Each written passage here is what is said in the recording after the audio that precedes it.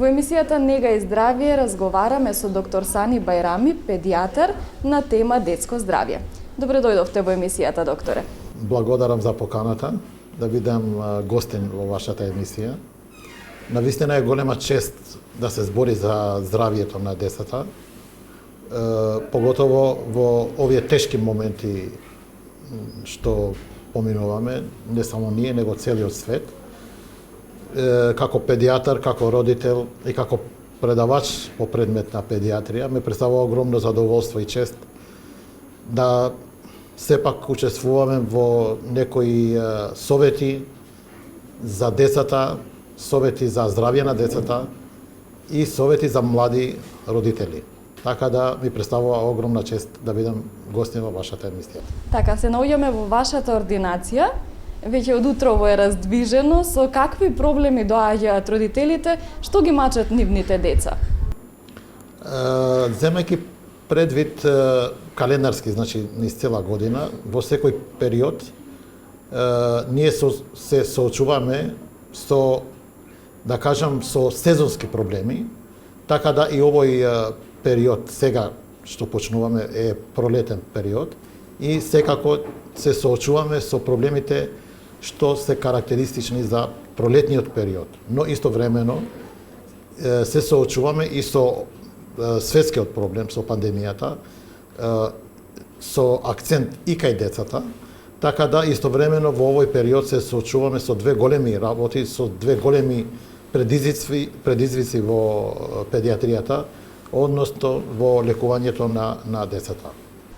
Така, ќе започнеме со она што е светски проблем, глобален проблем, тоа е пандемијата со коронавирусот. Вирусот не ги одмина ниту децата. Какви симптоми пројавуваат децата кои што имаат COVID-19, се заразени со коронавирусот? Ние веќе една година што сме во пандемија, значи службено по Светска здравствена организација, така да пандемијата, инфекцијата со COVID-19 ги офаќа и децата. Значи, и децата не се, да кажам, имуни на инфекцијата, односно на пренесување на инфекцијата. Во секојдневната пракса, секако дека се соочуваме со огромен број на деца што се инфицирани, но би кажал дека во последно време се соочуваме со класични симптоми на инфекции вирусни, но сепак диференцијалната диагноза помеѓу сезонските инфекции и инфекција со коронавирусот е малце, да кажам, тешка и диференцијална диагноза се спроведува исклучиво само со тестирање. Но огромен број на деца што се со симптоми не се тестирани и не се тестираат, сепак тие деца се третираат за симптоми, значи се третираат со симптоми како што се покачена температура, кашлица и други симптоми кои се пропратени за класични за вирусни инфекции, кои се класични и за инфекции со хемофилус, со вирусот на грипот, класично, но се слични во голем процент и со инфекции со коронавирус. Така да е многу тешко да се одвојат, односно да се диференцираат кои деца се со симптоми на сезонски грип и деца кои се офатени со COVID-19. Како родителите да препознаат, освен тестирањето, дали она губење на вкус и мирис го имаат и децата како и родителите? Нели возрастните обично препознаваат да изгуби вкус и мирис, корона е. Меѓутоа кај децата дали се појавува тој невролошки проблем? Нормално во медицина, да кажам 50% од диагнозата е анамнеза, значи давање точни податоци, такви какви што се, према кои лекарот, општ лекар, педијатар и така натаму, може да донесе заклучок со или без користење на додатни диагностички процедури за одредена болест. Така да во овој момент е многу битно како родителите даваат податоци. Значи, ако во анамнезата имаме присуство на инфицирани други луѓе во фамилијата, во семејството, или анамнеза податок дека родителите се движеле или биле во контакт со други луѓе кои биле или не диагностицирани, тоа за нас е многу битно и значајно да ние во некој процент донесеме заклучок дека тие деца се биле во контакт со други заразени или не, за да можеме да постапиме понатаму така како што е пропишано по протокол за диагностицирање на инфективните болести, односно конкретно за диагноза на COVID-19. Меѓутоа, во голем процент, во голем случај на прегледани деца, давањето на податоци не се баш точни, не се адекватни и некои од податоците ние немаме, да кажам, увид или немаме точни сознанија дека тие деца имаат некого во фамилијата, биле во контакт и така натаму. Кријат контакти како и Кријат контакти, што за нас како здравствени работници е многу битно и многу значајно за диагноза. Секако, додека ние имаме диагноза и третманот би бил специфичен за било што. Не значи дека сите деца се заболени од корона-19, од COVID-19, има и други болести, има и други инфекции, така да за нас е многу значајно, би рекол 50% давање или примање на податоци од страна на родителите, зашто примање на податоци е како ние го викаме хетероанамнеза, што се добива преку родители, така да тоа е многу значајно. Сепак првите симптоми почнуваат дома, значи неколку дена пред прегледот, губење на мирис и осет, значи и апетит, исто така е присутен и кај децата. Општите податоци што ги даваат родителите е дека децата 2 до 3 дена немаат апетит, не јадат, не пијат или многу малку. Меѓутоа, за мирисот, тоа е кај децата малце проблематично, зашто давање податок за губење на мирис, кај децата тоа е несоодветно, да кажам, до 10 година, од 10 и нагоре, децата знаат, значи имаат добра перцепција за мирис, така да кај децата што се под 10 година е малце проблематично. Во разлика од возрастните, каде што тоа е основниот почетен симптом, така да кај децата тоа е малце покомплицирано. Така, како се третираат? Која е терапијата? Има ли посебна терапија или во зависност од симптомите? Што им се дава на овие деца? Кај деца што се нетестирани, значи се постапува по протоколите за инфекции.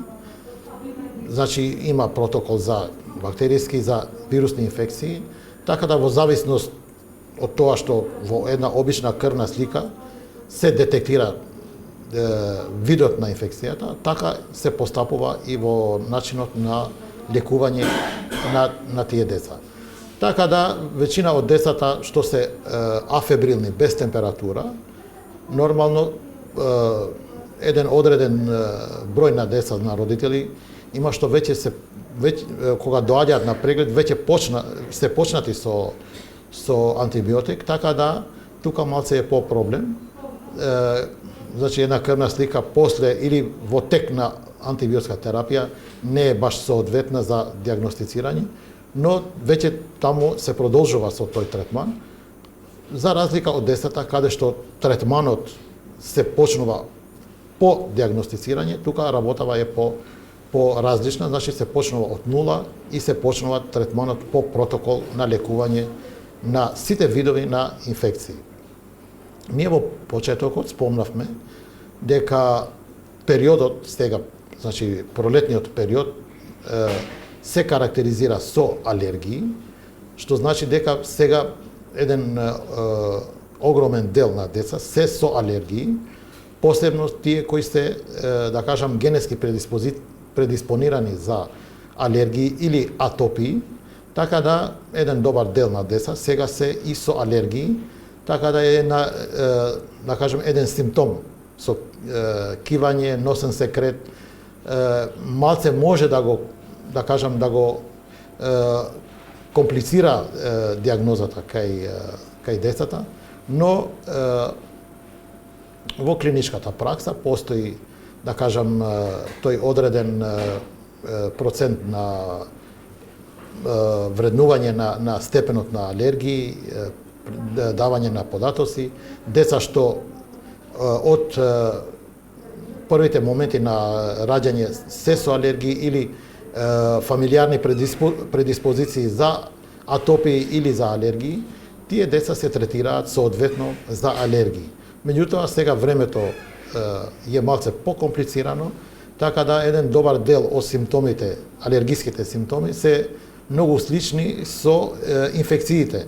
Така да ни треба дополнително со тие деца да се бавиме во смисол на диагностицирање, односно на лабораториските исследувања кои не даваат точни податоци за видот на алергијата или видот на инфекцијата. Како да се заштитат децата? Сега можам да кажеме дека и можеби трет бран, значи бројките постојано растат на ново заразени. Како родителите да ги заштитат своите деца, како да им објаснат дека мора многу да се внимава, особено овој период? За нас е многу битно давање на точни податоци. Мислим, основно, тоа е давање на точни податоци. Сепак, превентива заштита на алергиските реакции е на некој начин 100% невозможна. Сепак, децата треба да бидат изложени на места каде што во свеж воздух, во природа. Меѓутоа, тие деца што имаат поизразени алергиски реакции, сепак во период на поленизација, значи во почетокот на поленизација, тие деца не треба да бидат експонирани на зелени површини многу. Тие треба да бидат експонирани што пократко, за да кај нив овој почетен пролетен период помине да кажам, со полесни симптоми и да немаат поизразена алергиска клиничка слика. Сепак тоа подразбира и третманот да биде пократок и соодветен. Сепак и периодот на пандемијата го отежнува, значи, тој дел на таа група на деца, така да во овој период треба многу да бидат родителите внимателни. Така, како се третираат децата со алергија? Има ли терапија која што може да ги олесни симптомите, освен нели избегнување подолг престој во природа, она што му штети на детето? Прво и основно е да не се експозираат, значи, децата во големи зелени површини, тие што се генетски предиспонирани за алергии.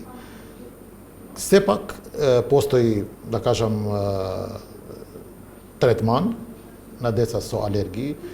Ние ги викаме терапија со антихистаминици. Тие се препарати кои содржуваат антихистаминска содржина, кои делуваат директно во создавањето на алергијата, така да тие препарати се адекватни за спречување на алергиските реакции. И како резултат ги намалуваат тие реакции. Обичните, да кажам, алергиски реакции не се баш проблематични, но сепак постои една група на деца кои имаат поизразени алергиски реакции, посебно тие што се респираторните компликации, кои се појавуваат во вид на напади, астматични напади, отежнување во дишењето, кои на некој начин го влошуваат клиничкиот аспект на децата, така да тие деца имаат потреба за посоодветен третман за лекување на алергиските реакции, односно за компликациите од алергиските реакции. Така, има ли начин да се ублажат симптомите на алергија преку исхрана, преку зајакнување на имунитетот? Директно нема. Тие што се генетски предиспонирани, таму веќе е невозможно, но сепак некои продукти кои се го зајакнуваат алергијата, да кажам, некои продукти што се со хистаминска содржина, тие го зајакнуваат алергијата, така да таа храна, тие продукти, родителите не треба да ги користат многу, посебно во период на пролет, каде што и така, значи, зелените површини, односно поленизацијата го зголемува, значи тоа значи, природата го зголемува, така да ако ние и како човечки фактор и со дел од храна која дава алергии, исто така придонесуваме, тоа значи дека и ние самите придонесуваме за зајакнување, значи за отежнување на клиничкиот аспект кај тие деца. Зошто се почести алергиите? Еве и на природата, и на храна има многу алергични деца.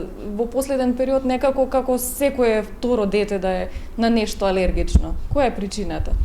Па причината го спомнав дека основната е генетската предиспозиција кај некои деца да имаат алергии. До кај 7-та година тие деца што се генетски имаат поизразени клинички симптоми, над 7-та година и тие присутни симптоми се намалуваат. Меѓутоа, како проценти, не значи дека алергиските реакции се зголемени за разлика од 20-30 години. Тој процент е тој, значи не се менува така, да кажам, од некои фактори посебни. Генетските се основните и тие што се клучни за алергиските реакции. Сепак, и средината во која живееме е многу битна за зајакнување на клиничкиот аспект. Така да, во процент, значи како процент на алергиски реакции, мислам дека е тој процент за разлика од претходните години, така да објективните, значи надворешните фактори се битни кои го зајакнуваат тој клинички аспект. Така, дали температурните разлики кои што ги имаме периодов, пред една недела имаше до 15 степени дневни температури, сега ете дожд, ниски температури влијаат врз здравието на децата? Сепак големите промени, значи временските промени, го зајакнуваат. Значи го зајакнуваат, му даваат еден негативен карактер на клиничкиот аспект. Менување на и во тек на 24 сата на временските прилики исто така делува многу. Да не кажам во тек на една недела. Затоа пролета е карактеристична за таа проблематика. Но многу битно е поленизацијата. Сепак влажноста на воздухот, температурата исто така влијае многу, но поленизацијата е таа основна што доведува до зајакнување на алергиските реакции. Така, овој период нели се е некако насочено кон коронавирусот. Дали има случаи на појава на мали сипаници или големи сипаници? За разлика од пред 3 години, оваа година уште немаме, значи појава на сипаници. Не значи дека нема да има, но сега за сега нема. Пред 3 години знаеме ние со сипаниците, со морбили беше неколку града беа офатени, значи еден добар дел на деца беа офатени со морбили. Меѓутоа сега за сега немаме уште, значи појава на морбили.